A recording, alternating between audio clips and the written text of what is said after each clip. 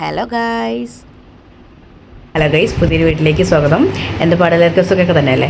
അപ്പോൾ ഞാനിന്നിവിടെ നമ്മുടെ റെസ്റ്റോറൻറ്റിലെ ഒരു സ്പെഷ്യൽ ഡിഷായിട്ടുള്ള ഫിഷ് മാംഗോ കറി ഉണ്ടാക്കാൻ പോകുന്നത്. അപ്പോൾ ഞാനല്ല ഉണ്ടാക്കുന്നത് കേട്ടോ, ഷെഫന്നെ ഉണ്ടാക്കുന്നത്.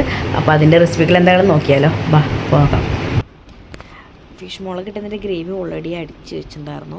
എനിക്ക് നേരമില്ലാത്തതുകൊണ്ട് എനിക്കത് എടുക്കാൻ പറ്റിയില്ല. അപ്പോൾ മുളകിട്ടതിലേക്ക് ഒന്നും കൂടി ലൂസാക്കാൻ വേണ്ടിയിട്ട് കുറച്ച് വാട്ടർ ആഡ് ചെയ്ത് കൊടുക്കുന്നുണ്ട്. പിന്നെ അതിലേക്ക് കുറച്ച് റോ മാംഗോ ആഡ് ചെയ്ത് കൊടുക്കുന്നുണ്ട്.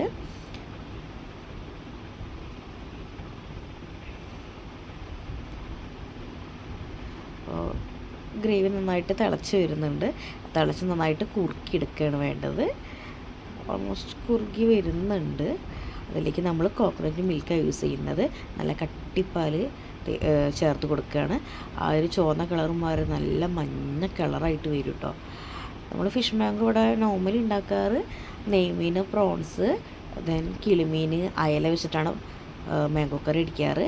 കൂടുതൽ മൂവിങ് ഉള്ളത് നെയ്മീനാണ് കേട്ടോ. പിന്നെ എല്ലാതും വെച്ചിട്ട് അടിക്കാറുണ്ട്. നല്ല ടേസ്റ്റാണ്, നല്ലൊരു സ്വീറ്റ് ആൻഡ് സോർ ടേസ്റ്റാണ് വരുന്നത്.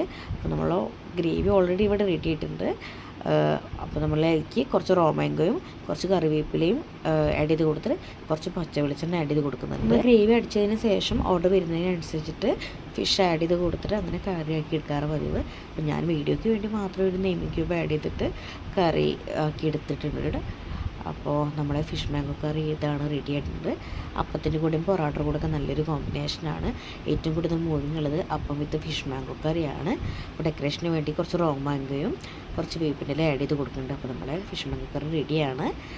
അപ്പോൾ വീട്ടിലുള്ള വീഡിയോ ഇഷ്ടപ്പെടുകയാണെങ്കിൽ ലൈക്ക് ചെയ്യുക, ഷെയർ ചെയ്യുക, സബ്സ്ക്രൈബ് ചെയ്യുക. Okay, by.